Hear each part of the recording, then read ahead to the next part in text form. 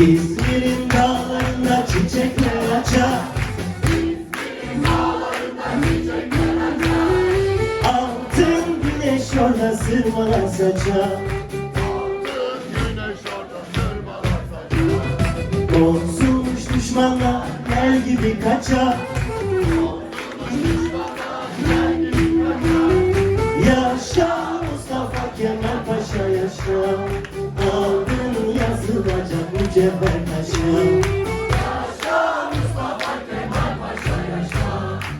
Adın yazılacak mücevher taşa.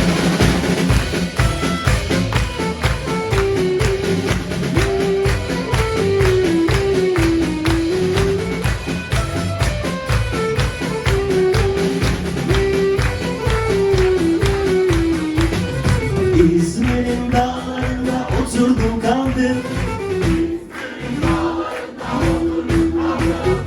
Şehit olanları deftere yazdım.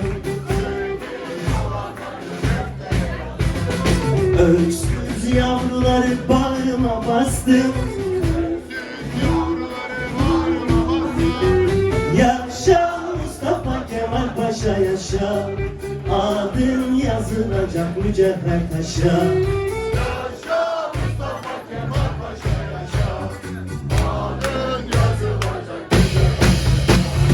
Yaşa Mustafa Kemal Paşa yaşa.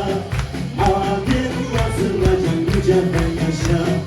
Yaşa Mustafa Kemal Paşa yaşa. Adın yazılacak mücevher taşa. Yaşa Mustafa Kemal Paşa yaşa.